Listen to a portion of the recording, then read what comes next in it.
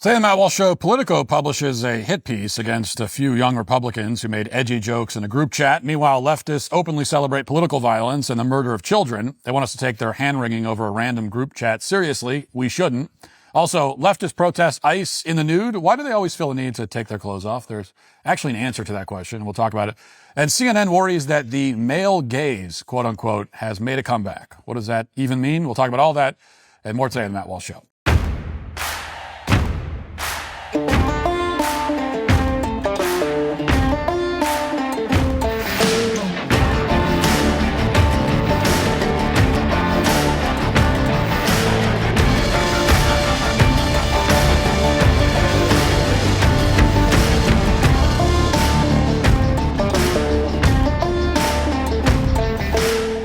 This episode is brought to you by Prize Picks. You and I make decisions every day, but on Prize Picks, being right can get you paid. Don't miss any of the excitement this season on Prize Picks, where it's good to be right. I'm excited to see some of these teams match up this year, and I love how Prize Picks has all their player projections, so I can watch the games and keep track of how well the players do versus how well they're not doing. Plus, I have a shot to win money, and who doesn't love that? Prize Picks is the daily fantasy app that makes football even more exciting by letting you create lineups in less than a minute. Just choose more or less on at least 2 player projections, and you're in the game. This season brings something brand new, Stacks, the only feature that lets you select the same player up to 3 times in one lineup.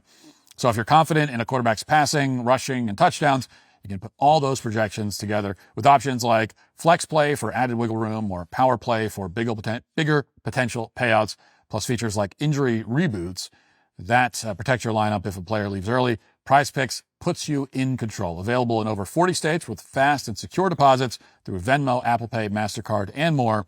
It's America's #1 fantasy sports app for a reason. Download the Prize Picks app today. Use code Walsh to get $50 in lineups after you play your first $5 lineup. That's code Walsh to get $50 in lineups after you play your first $5 lineup. Prize Picks. It's good to be right.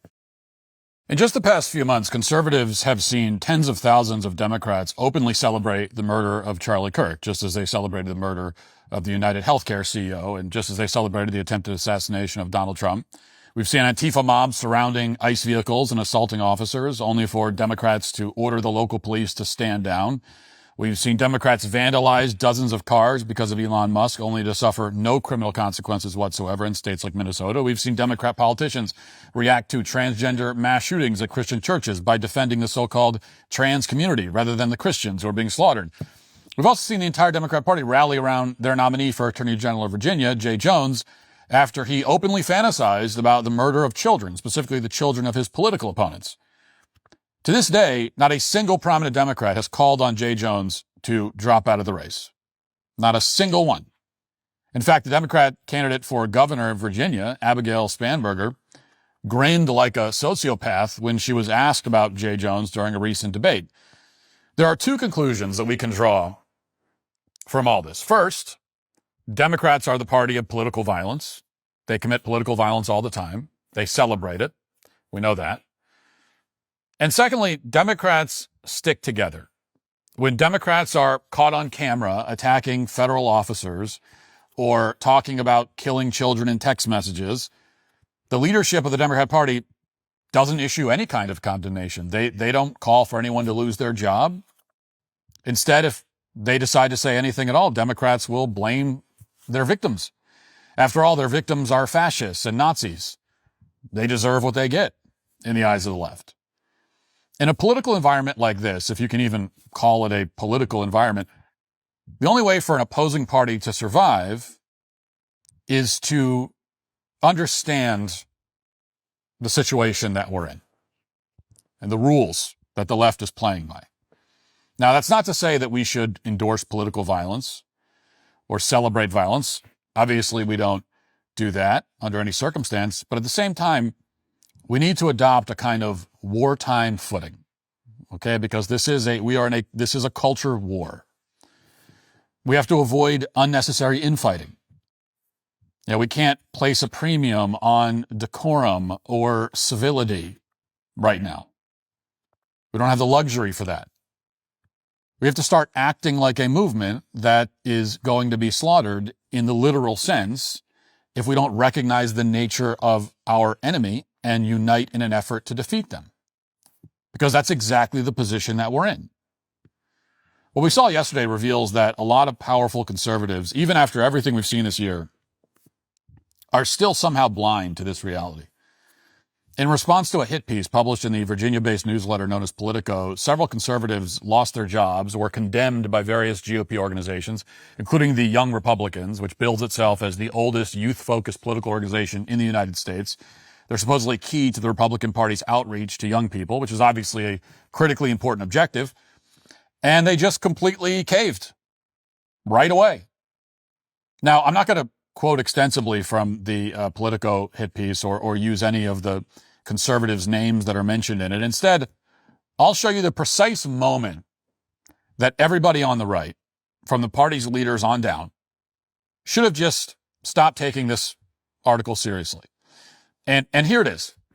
It's the headline, okay? And the headline reads this, quote, "I love Hitler. Leaked messages expose young Republicans' racist chat." Well, this is the point where, you can close the browser window. End of discussion. When these people say there's a racist chat, they have nothing. There's nothing for us to take seriously. They define all conservative speech, every bit of it, as racist. And that means that the accusation coming from the left has no meaning. They have lost the right to be taken seriously when they use that term. That's the stance we should take. If you're on the left, you have lost the right to ever be taken seriously when you call something racist. That word coming from you is gibberish. Does that mean racism doesn't exist? Does that mean that there is no possible objective definition of the term? No. You have lost the right to be taken seriously. After decades of the left calling anything conservatives say racist, the very least we should be doing as conservatives is the moment they open their mouths and say, well, that was racist, we tune out. Oh, but don't you want to hear the racist? No, I don't care. Don't care. You have lost the right to be taken. You haven't lost the right to say it. You can say it. You have lost the right to be taken seriously when you say it. Throwing that word around like confetti for 30 years tends to have that effect. So that's what the response from the right should have been. That's what the response from conservatives should have been. Oh, you found something you think is racist? I don't care. I don't care because you're the one saying it. I don't care. Don't care. If they're not talking about especially a named political figure, and if they're just going after nameless young Republicans, then that's all the more reason why you could just ignore this and save yourself the time. And indeed, if you continue reading for some reason, you'll discover that this article is worse than useless.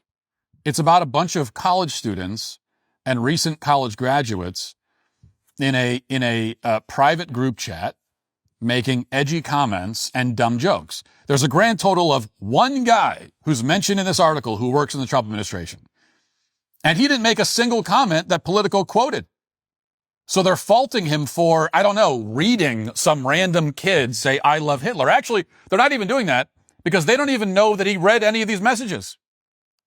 I mean, any of us who have experience with being in group chats, you could have a group chat that's going for years and you never even look at it. The idea that you're even aware of every single thing that's in the group chat is ridiculous. Here's the claim that Politico makes in the article, quote, "At least one person in the Telegram chat works in the Trump administration. He serves as a senior advisor in the Office of General Counsel within the U.S. Small Business Administration. He did not have much to say in the chat, but he didn't offer any pushback against the offensive rhetoric in it either. He declined to comment." Oh, he didn't send any messages in the group chat saying, "Say, fellas, this is inappropriate. Hey, fellas, hey, come on, guys." He didn't do that. And so he's guilty. This is the purest possible form of guilt by association. If you're a member of a massive group chat, then according to Politico, you're responsible for everything they say across tens of thousands of pages of messages over a period of 7 months. You need to know every single thing that was said. And if there's anything in it that was inappropriate, you need to speak up right there in the group chat and denounce it. And of course, within seconds, this became a Democrat Party talking point. Here's Senator Chris Murphy of Connecticut, quote, This is some vile stuff, and these aren't teenagers. Many are Republican staffers. At least one works for Trump. Yes, the guy who works for Trump, who didn't say anything quoted in the article, is now being smeared as a racist who loves Hitler. That's how this works. And by the way, buried around 50 paragraphs down in Politico's article, you'll find this line, quote, "Many of the slurs, epithets, and violent language used in the chat often appear to be intended as jokes." Yes, jokes. Which is, by the way, remember Jay Jones was not joking. And he was clear that he wasn't joking. He was very serious. He wants his political opponents to die. He actually wants them to die, to be shot. He'd be happy to do it himself. And he was very clear that he is not joking. Now, here's one example of these jokes, these actual jokes, as reported by Politico. Someone in the Michigan Young Republicans says that he had some back and forth with a vice chair in Michigan who told him that the current chair of the organization isn't working out. But on the bright side, he says, my delegates will vote for the most right-wing person. So they're excited about replacing the chair with someone who's very right-wing. And then somebody replies, great, I love Hitler. And in response, somebody replies with a laughing emoji. Pretty good indication, by the way, when you see the laughing emoji that it's a joke. But this is what Politico put in the headline of the article. They made it seem like there was some serious discussion among young Republicans about how great Hitler is. But then when you read the context, they're obviously joking, using an extreme example for effect. You know, it's saying, oh, yeah, I'm really right wing. I love Hitler. It's like that. It's clearly a sarcastic joke, very much in the vein of the kinds of sarcastic jokes that right wingers make all the time. It's a bit like somebody going to use a porta potty or something and coming back out and announcing to his friends that, he really dropped an atom bomb in there. No one who hears that is going to think, well, my God, this guy endorses the use of atom bombs within the borders of the United States. This is violent rhetoric. But if you take the remark out of context and blast it in a headline in Politico, then you're probably going to convince a lot of people that this person is a domestic terrorist who's planting dirty bombs in public toilets.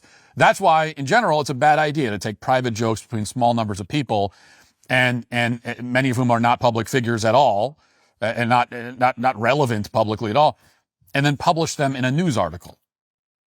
Now, as you read on in the Politico hit piece, which really there's no reason to.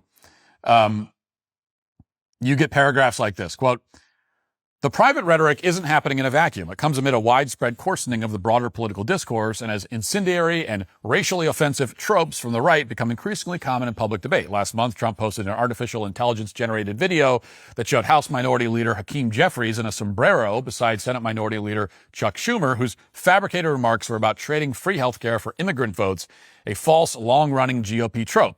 The sombrero meme has been widely used to mock Democrats as the government shutdown wears on. Okay, so that's the official position of Politico. And if you're a conservative who has taken this article at face value and spread it around and amplified it and issued your denunciations, this is what you're going along with. This is what you're amplifying. You're amplifying the whole thing. Congratulations. Politico, they're upset about the sombrero meme, which was objectively was hilarious. They say it's false that Democrats are offering handouts to attract votes from foreigners, even though it's clearly true. In fact, it's their entire platform. So this is the news outlet that we're supposed to take seriously, and incredibly, some Republicans are taking it seriously. According to the article, quote, since Politico began making inquiries, one member of the group chat is no longer employed at their job, and another's job offer was rescinded. Prominent New York Republicans, including Representative Elise Stefanik and State Senate Minority Leader Rob Ort, have denounced the chat. So has Ed Cox, the chair of the New York State GOP, along with the North Carolina Federation of Young Republicans, the Republican Party of Arizona, the Missouri GOP, the Kansas GOP, and many, many others. All of them lining up to say, I denounce this. I denounce it too. Hey, I also denounce it. Who are you denouncing it for, by the way? Who is that for? Who are you doing it for? You're doing it for the left. You're doing it for the mainstream media. You're doing it for their approval. It's the only reason you're doing it. If you have an actual problem, I don't know why this is so hard for people to grasp. If you have an actual problem with something that someone says, someone on the right says, and you're offended by it or you think it's problematic or whatever, you can reach out to them in private. Not everything has to be in public. You don't need to stand, you don't need to jump on the dog pile with the left. You don't need to stand in front of the left performatively and saying, I would like everyone to know that I also think this is bad. Oh, good for you. Do you want a cookie? What do you want? You want a ribbon? Are they going to give you a little pat on the head? Well, good boy. Good boy. Is that what you're looking for? All these Republican organizations have condemned the young Republicans mentioned in the Politico hit piece and many others. Additionally, the board of directors of the National Young Republicans Group put out this statement.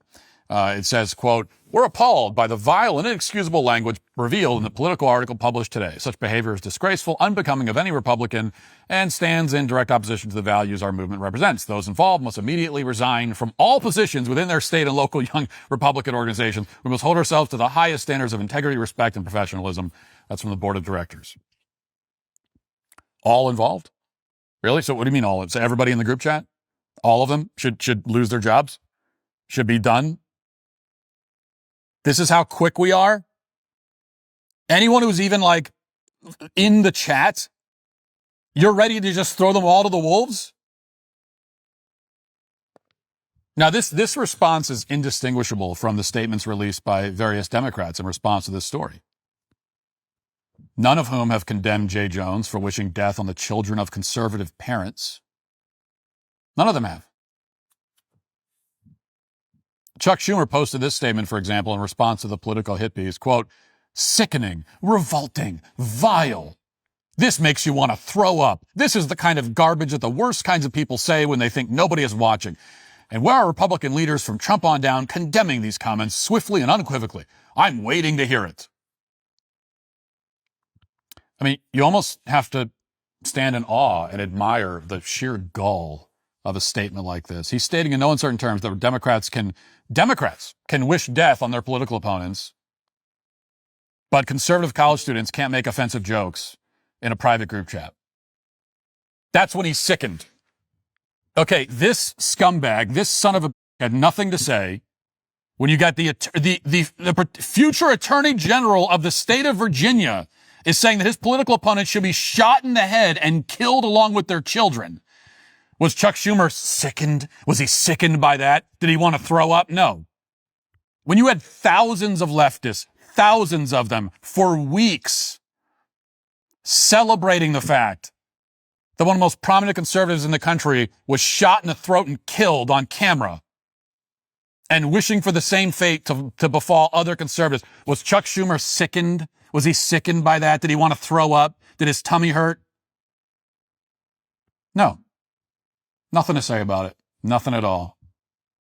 And yet some random jokes in a private group chat that nobody even saw except for the people in it, between people who are not even relevant, making comments, most of which are clearly jokes, that all of a sudden is, well, I can't believe, I'm tossing and turning at night. I'm having nightmares. No, if you're on the right, you do not join in to this performative nonsense. Okay, these scumbags, these dishonest scumbags with no honor and no integrity, you don't join with them. You don't stand next to them and say, yes, I agree. I agree with you on this. I'm not like them. You don't do that. But this is the position of the entire Democrat Party. And until that changes, I don't want to hear a single word from any Republican about how horrible these Telegram messages supposedly were. It's not even worth saying, well, it's inappropriate, it's really bad, but boys will be boys. I don't even say that. Don't even qualify it, okay? Don't even qualify it by saying, well, I certainly am opposed to it. I think it's bad, but the Democrats are worse. That's giving these people far too much credit. Democrats have so degraded our civic discourse and our civic life to the point that Republican events now have to be held indoors with metal detectors at every campus because there's a legitimate risk of a Democrat sniper on the roof. Okay? These people are the reason I have to have 24-hour security at my house to protect my children. And you think these people are actually concerned about jokes in a group chat? I have to condemn jokes in a group chat for their sake? Like we're pretending that that has any relevance at all? That it even matters in the slightest bit in the face of everything that we're seeing? No, they aren't actually concerned about any of these jokes in the group chat. No one actually cares. They simply want to use every available method to destroy us. And they're especially interested in destroying youth outreach organizations. That's why they killed Charlie Kirk, celebrated his assassination. They understood the threat posed by Turning Point, and they understand the threat posed by this Young Republicans group as well. Democrats have realized they have a real problem with support among young people. They've managed to destroy one of their most reliable demographics through their sheer insanity. And rather than address that problem by changing their policies, they decided to start dismantling youth-focused conservative groups with acts of terrorism if necessary. That's how the left intends on taking back the youth vote, by force. And in response, we should be defending young people from malicious, dishonest attacks like this. Or at the very least, refusing to take part in it. Now, J.D. Vance, to his credit, saw this hit piece for what it was. He immediately put out this response, pointing out the Democrats have embraced Jay Jones. Quote, "This is far worse than anything said in a college group chat, and the guy who said it could become the AG of Virginia. I refuse to join the pearl clutching when powerful people call for political violence." Close quote. Which is a great statement. And you notice what he's not playing the game in that statement. He's not doing the denunciation and then saying, yeah, but Democrats are worse. What he's saying is, no, I'm not playing the game. I'm not going to play the game. Not going to do it. I'm not going to abide by rules that you people set, but don't abide by yourselves. I'm not going to do it. The Young Republicans of Texas put out a similar statement hitting Jay Jones. And that's the only appropriate response when Democrats attempt to use our morality against us. Don't apologize. Don't fire anyone. Don't give them what they want. You don't have to be happy about the group chat. You don't have to go through one by one at each piece and defend each part of it. You don't have to do that, and you should do it. But realistically, if you want to defend against the leftist onslaught against our lives and our freedoms, it's what you cannot do is join in this attack. And I'm not saying that two wrongs make a right. I'm saying that we can either stick together or we can lose everything. That's the choice the leftists have created for us. They're waging a highly asymmetric war at the moment. And in every case, they're defending the most vile and overt corruption imaginable. They're defending violence. And when you're up against an opponent like that, you simply cannot abide by whatever rules of polite political discourse you think are still in effect. They're not. Political discourse is already broken down. We're at the point where every day or so we learn of a new effort by Democrats to cover for one another. In fact, before this ridiculous Politico story broke yesterday, my first thought was to do an opening monologue on Letitia James, the Democrats' flagrantly corrupt attorney general in New York. Here's how the New York Times is covering the fact that she's just been indicted for falsely claiming that she was using a house in Virginia as her second home.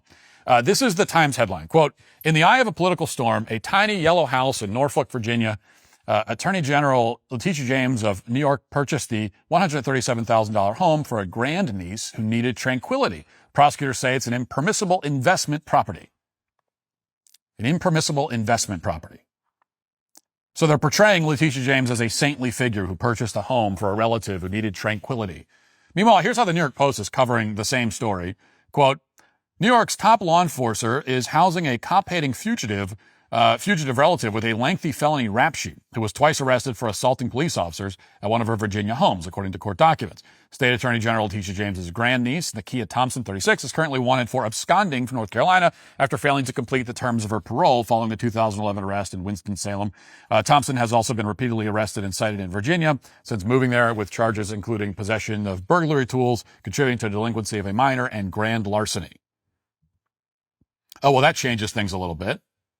If you read the New York Times, you'll come away with the impression that Letitia James is being prosecuted because she's too thoughtful. She's just too nice to her grandniece, so the Trump administration wants to throw her in jail. And then you learn that in reality, she's harboring a wanted criminal. This is how the left operates, even when they commit crimes, even when they house criminals, even when they call for the murder of their political opponents. They circle the wagons. They put out stories that flagrantly lie about what's happening. And they don't even contemplate the possibility, even for a second, of admitting fault. They understand that Letitia James tried to bankrupt their primary political opponent, Donald Trump, and that's all that matters to them. It's all that matters to New Yorkers as well. Take a look at the reception for Letitia James at a Zohran Mamdani rally. Look at this.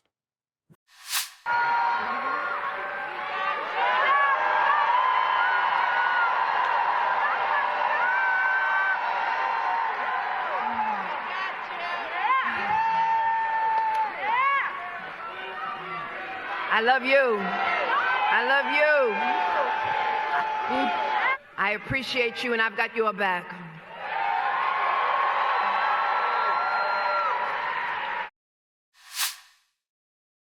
Think about this scene for a second. This woman ran on a platform of taking down Donald Trump by any means necessary. It was obviously a corrupt promise for a candidate for Attorney General to make, but it resonated with New Yorkers who wanted to see Donald Trump bankrupted and imprisoned. And then ultimately, as we all know, Letitia James failed. Trump won the presidency and he won the civil case. She failed to deliver on her one campaign promise, which was to abuse the power of her office for partisan reasons. And yet, despite her failure, the communists at this rally still worship her. On the left, that's the level of party loyalty that they have. Even when you fail, if you're a member of the party in good standing, they have your back. And as Letitia James said, she has their back too. Now, there aren't many tenets of leftism that the right should adopt. In fact, there are no tenets. There are no tenets of leftism the right should adopt. But there is a strategy or two. And this is one of them. Now, we shouldn't be blindly loyal to political figures. We shouldn't outright defend immoral conduct. We shouldn't cover for criminal behavior like the left does. But a basic level, okay, I'm talking about a basic level of unity, of having each other's backs, is necessary. A unified movement will always defeat a fractured one. It's just that simple. And there's no way around it. And if we're going to become fractured over some jokes in a group chat, and over the next thing that the left throws at us, if we're going to take our eye off the ball every time they come along with another hit piece, while our enemies openly commit crimes and celebrate murder, then we're not going to make it. The messages in that group chat were not a story. Even the left doesn't really think that those messages were a story. If you're on the right and you come to any other conclusion, then you're a liability. And from a leadership perspective, you need to step aside so that someone, even someone who might make the occasional off-color joke, is able to actually lead and help us defeat our common enemy. 1 month after Charlie Kirk's death, there is no shortage of conservatives who want to meet that challenge. And regardless of what they think about us over at Politico's headquarters in Arlington, Virginia, we should let them do it. Now let's get to our 5 headlines.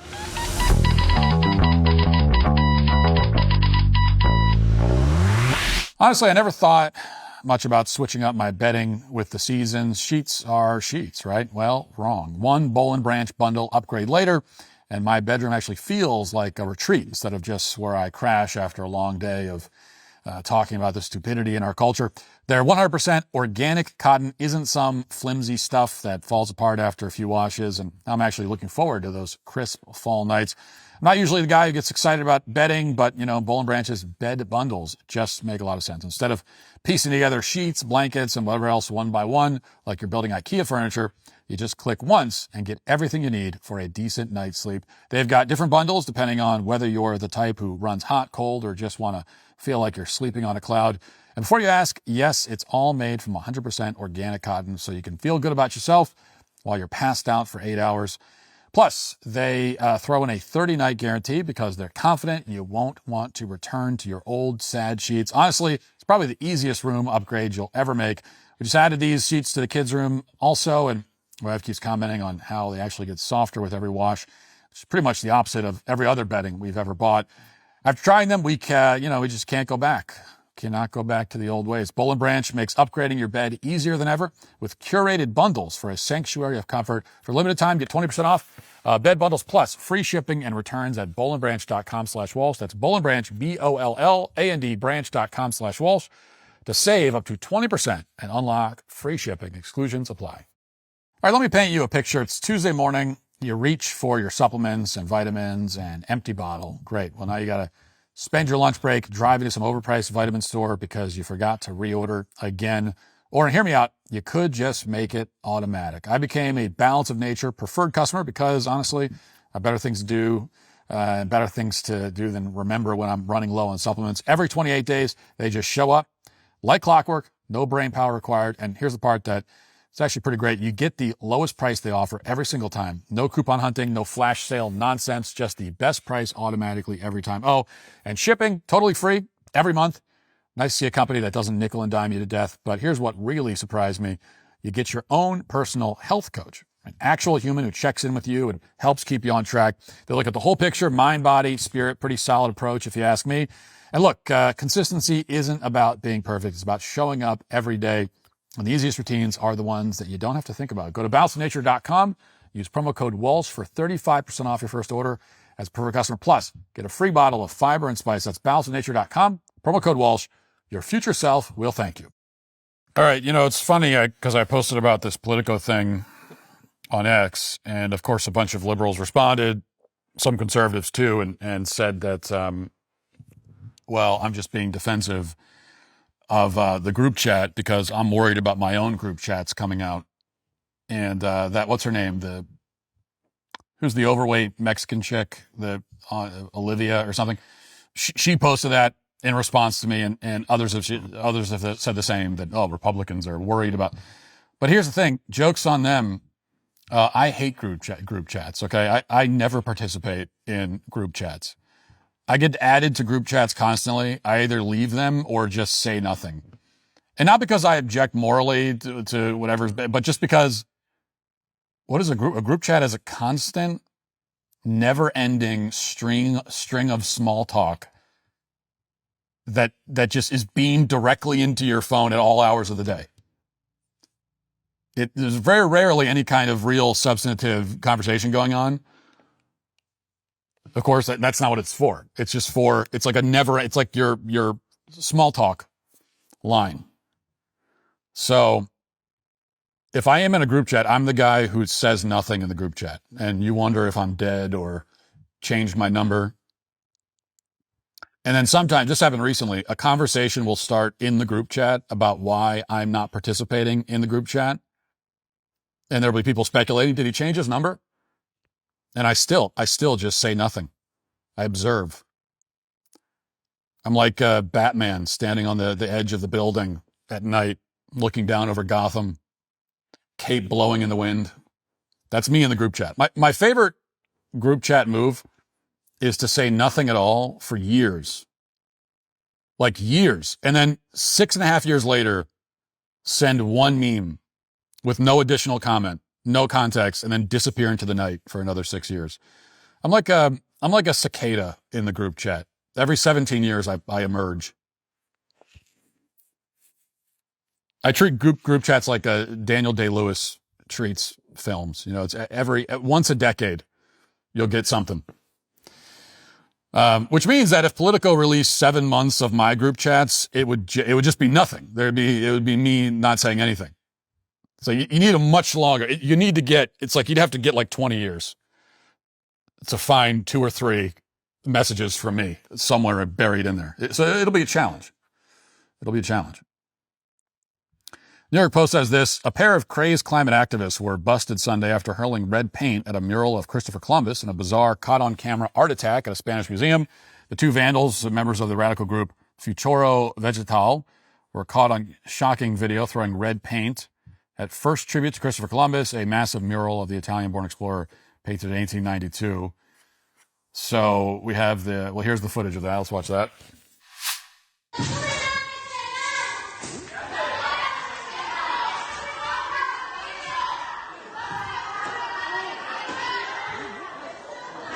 Yeah, there you go. So, and apparently, as I understand it, they actually did real damage to this painting. Now, in many cases, when you see these vandals doing this, they're not, despite their best efforts, they're not actually harming the painting because the painting is protected. And as far as I understand it, they did actually harm the painting. And so I see this, and the problem I run into is that I understand that I'm constantly calling for people to be executed for random offenses. So after a while, legally, put on trial and executed for and justifiably. But I do realize that it becomes something of a theme, and so it loses its impact when I say it. But even so, I say with sincerity that the penalty for vandalizing a priceless work of art should be the amputation of both hands. And then your head. But at least the hands. At least the hands. Why don't we do that? Why don't we again, legal penalty. I'm not calling for any vigilante violence. I'm saying the legal penalty should be arrested, tried, convicted, and then this is the penalty, the legal penalty. Why don't we do that? What is the argument against it? In all seriousness, I'd like someone to explain it. It's a fair punishment. We don't have to put you in prison, so we're not filling up jail cells with these people and taking on that tax burden if you're worried about that. We can leave more of the jail cells open for the quote-unquote violent criminals. I mean, you could argue this was an act of violence. But it's obviously a huge disincentive for everyone else who's thinking about doing this. You really only have to do it once. That's the thing. You'd have to do it one time. Enact this punishment one time, 2 hands, and that's it. And you're done. It'll literally never happen again. I mean, I'd be willing to consider, I'm merciful. So I would consider you lose 1 hand and then you lose maybe 3 fingers on the other hand. So I'll leave you 2 fingers. I'll leave you like pinchers. So you have this. So you can scratch your nose or give thumbs up, So I would do that. That's how merciful I am. Am I not merciful? Now, you could make a very reasonable argument for the death penalty in these cases. I do think you could make that argument. I probably have made that argument before. I don't remember. But if I haven't, the argument goes like this. Destroying a work of art, a painting, a statue, is an attack on all of humanity. It's a crime against 8.1 billion people. I think it's a literal crime against humanity. Now, the art itself is not owned by everyone, right? I'm not saying that. I'm not a communist, for God's sake. But nonetheless, when you deface or destroy timeless art, you are robbing billions of people of the opportunity or the potential opportunity to experience the art. And even worse than that, it's a crime against our ancestors. You're essentially defiling the graves of all of our ancestors who produced this great art and preserved it through the centuries for us.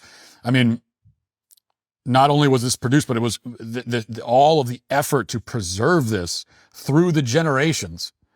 And then you're coming along because you're upset about something and destroying it. I think it's a crime that demonstrates a level of narcissism, a level of callous indifference and cruelty that I think puts you on the same moral plane as a murderer.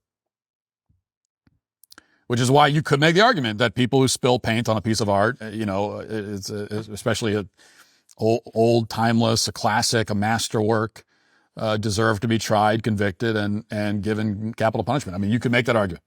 I think it's a reasonable argument. Speaking of crimes against humanity, leftists in Portland decided to protest ICE in the nude over the weekend. So this was a nude bike ride, which turned into a nude die-in or something. So they rode on their bikes in the nude and then pretended to be dead. And so here are what we have: the images, we have the video, we have the images. So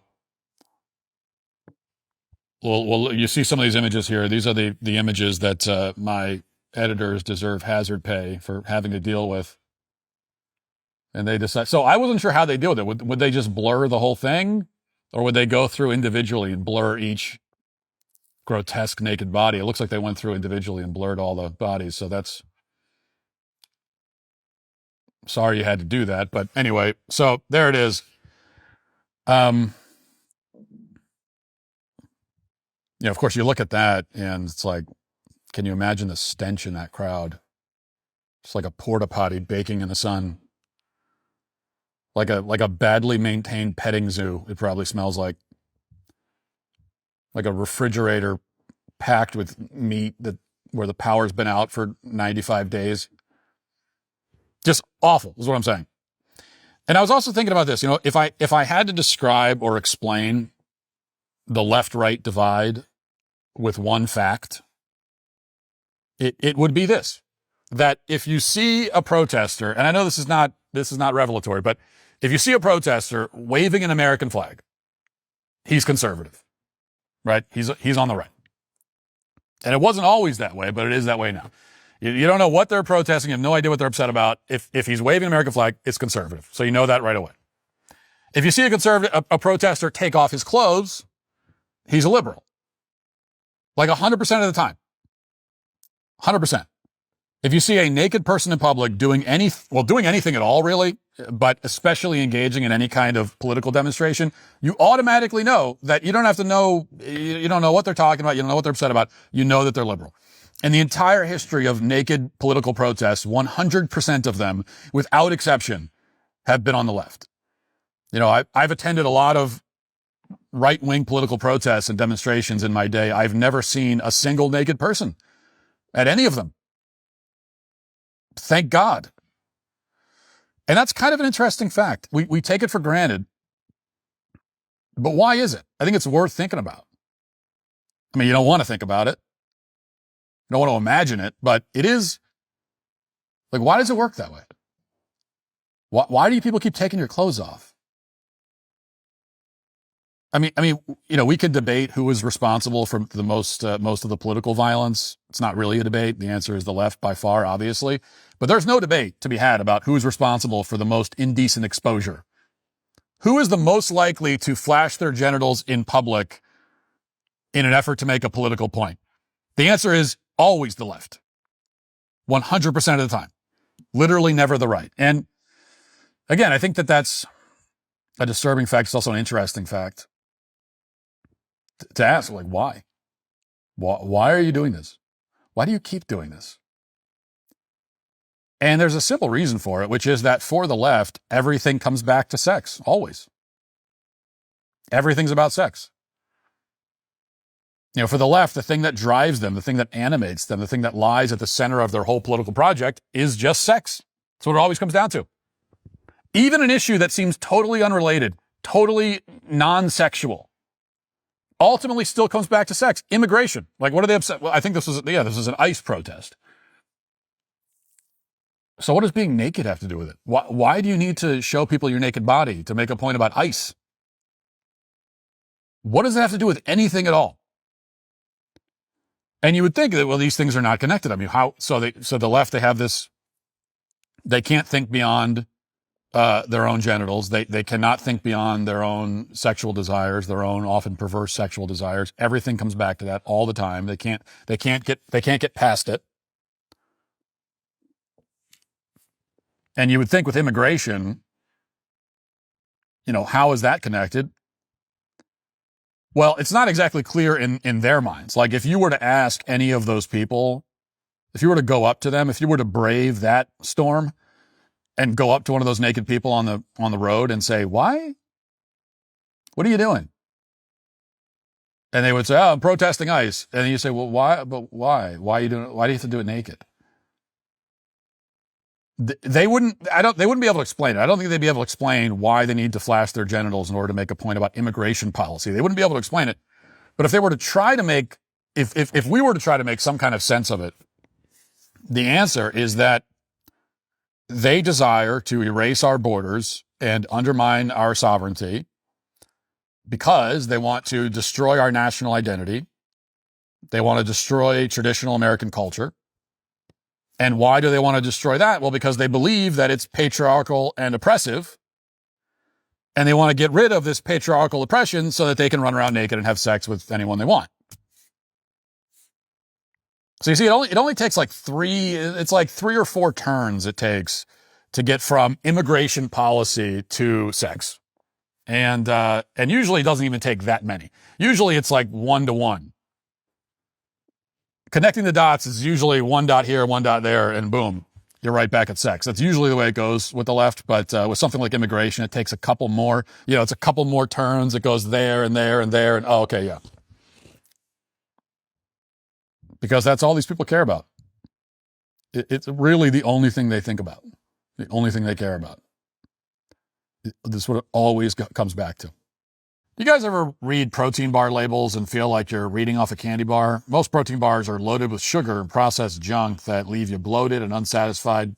My team was hunting for something better, a clean protein bar that actually keeps us energized. Well, now enter Equip Foods Prime Bar, the first grass-fed beef protein bar made with only real food ingredients and absolutely nothing to hide. Starting today, my listeners will receive an exclusive discount on Prime Bar, which has become our team's favorite protein bar on the market with 20 grams of protein in every bar. I've tried a lot of different protein bars on the market, and none of them taste like real food. They taste artificial and strange, but Prime Bar actually tastes like real food, and it's good. With just 11 clean ingredients, including collagen, beef tallow, and colostrum, naturally sweetened with dates and honey, you get 20 grams of clean protein without the bloat. No whey, no seed oils, no gluten, no artificial junk. They're third-party tested for heavy metals, microplastics, and pesticides, so they can actually back up their cleanest bars on the market claim. If you want to try the cleanest protein bar on the market that already sold out once, go to equipfoods.com/Matt Walsh and use code Matt Walsh at checkout to get 25% off one-time purchases or 40% off your first subscription order for a limited time. That's equipfoods.com/Matt Walsh and use code Matt Walsh at checkout. October is packed with new releases on Daily Wire Plus, and tomorrow night is a big one, the premiere of Friendly Fire. Join me, Ben Shapiro, Michael Knowles, and Andrew Klavan, unscripted, unfiltered, no moderators, nothing off limits, live at 7 p.m. Eastern. Plus, special appearances from Isabel Brown and Jeremy Boring with your first look at the Pendragon cycle at long last. It all kicks off tomorrow night. Don't wait. Join now and get 40% off a new annual membership with code FALL40 at dailywire.com. Now let's get to our daily cancellation.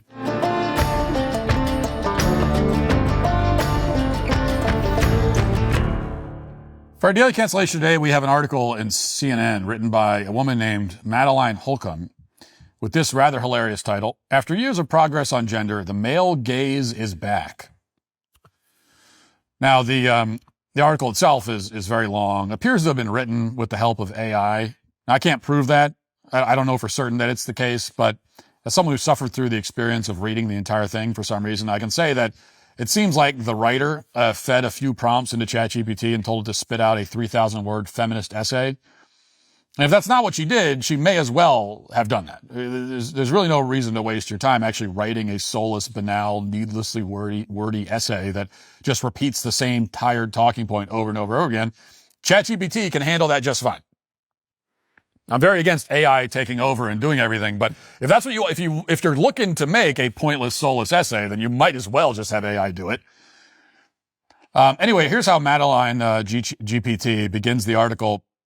This summer, I got cultural whiplash. As a child of the 90s and early 2000s, I grew up with my mother's and grandmother's generation's fight for legal and workplace equality, helping shed social misogyny.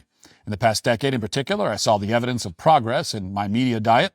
The movies, shows, books, and advertisements I consumed were increasingly giving women a seat at the table. Heroin chic fell away, and body positivity entered the fashion world. Stories about a woman stealing your man were traded for celebrations of the girl's girl who resisted the competition for men's attention. When my husband and I got married earlier this year, our vision of what our life could be included wide-ranging possibilities, influenced in part by the movies and shows we grew up with. We saw, read, and listened to stories of involved fathers, successful mothers, and well-matched partners who supported one another. It seemed like women were taking a deeper breath without such heavy cultural restrictions. Well, you see what I mean. I'm not going to harp on the point, but I just refuse to believe that an actual human person wrote this paragraph. It's the perfect combination of cliche and meaningless. It was either generated by an algorithm or by a person whose brain has been hijacked by algorithms, and the results are the same. In any case, Madeline claims that when she got married, she and her husband were excited by the wide-ranging possibilities in their lives because they were influenced by the movies and shows they watched. Without the movies and shows, they wouldn't have known that life has possibilities. They would not have known that if they hadn't been able to watch all those movies and shows. Madeline needed to see women on TV pretending to do different things in order to know that it's possible for women to do different things. She watched Grey's Anatomy and learned that women can be doctors. She saw, Tomb Raider and learned that women can be archaeologists. She watched Monster with Charlize Theron and learned that women can even be successful serial killers if they want to be. Madeline's brain was programmed by pop culture, and she's apparently proud of it. But she's confused because after all this girl power propaganda, why do heterosexual men still exist? How can this be? She continues, then there was a shift. Was it around the 2024 presidential election or since the overturn of Roe v. Wade? Maybe when men's rights activists pushed back against Me Too. Whatever the catalyst, a change in the political environment seemed to connect with a social change that brought back narrow and at times constrictive ideas of womanhood depicted in media. The recent rise of weight loss medications coincided with social media influencers sharing ways to get smaller and no longer celebrating bodies of all sizes. Advertisements followed suit, making men's desire once again a dominating factor in how stories are told and how women are portrayed. How had these discarded ideas made their way back into circulation? Didn't we all agree we were through with them? The culprit, I have learned, is the male gaze. It was always there, but now it's stepped back into the spotlight. Now, the rest of this interminable diatribe just circles around this idea that the male gaze, which apparently had gone away for a while, is now back. And that's bad because, the male gaze is bad. Males are not supposed to have a gaze. We aren't supposed to look at anything or notice anything or want anything or have any preferences or desires of any kind. Every bad thing that happens, including and especially the bad choices that women make, are really the fault of men and their gaze. G-A-Z-E, by the way, just to clarify. She goes on to explain, this year saw viral content around an OnlyFans star's attempt to break the world record for most sexual partners in one day, a lucrative career move made even more viral by her bashing the wives and girlfriends of her sexual partners and suggesting that men cheating is the fault of the women who aren't available enough for sex. Most typically, the male gaze is about representing women in media solely to satisfy heterosexual men, said Dr. Linda Tunkay-Zayer, professor of marketing and John F. Smith, junior chair in business administration at the Quinlan School of Business at Loyola University, Chicago. That was the longest title. That was the longest title for the most meaningless position that you could possibly imagine. So anyway, the point is when a woman decides to pimp herself out for money, the fault really lies with men. The OnlyFans star in question cannot be blamed for her own decisions. Much less can she be accused of exploiting the men who appear in her videos or consume her content. I mean, you could make that argument. If anyone's being exploited there, it's actually going the other way. No. Somehow she's the one being exploited, even though she is the one with all the power in that relationship and the only one who profits financially from it. Madeline also uses the example of the infamous American Eagle ad.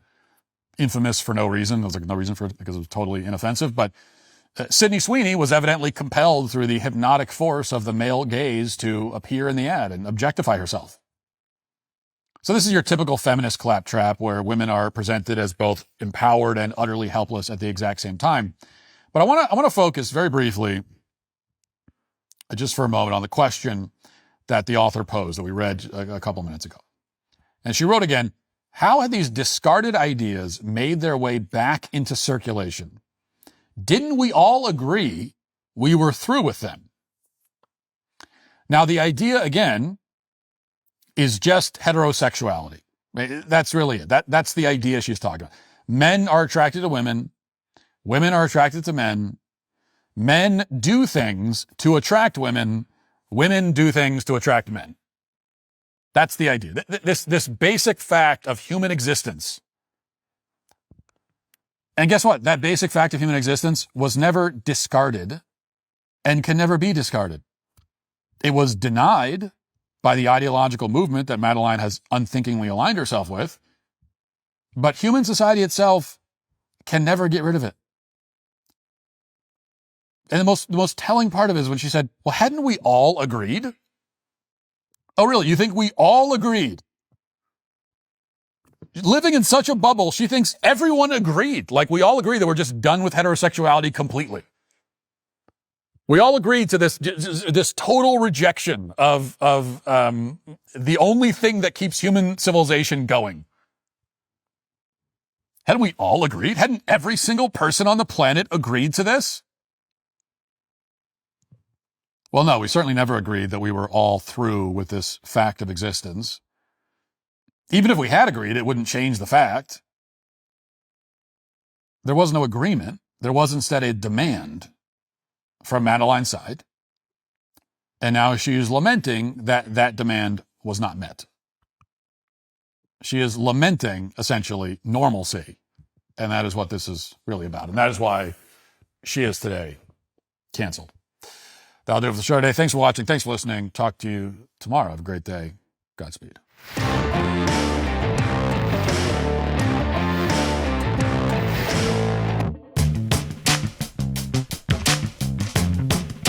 Hey there, I'm Daily Wire Executive Editor John Bickley. And I'm Georgia Howe, and we're the hosts of Morning Wire. We bring you all the news you need to know in 15 minutes or less. Watch and listen to Morning Wire 7 days a week, everywhere you get your podcasts.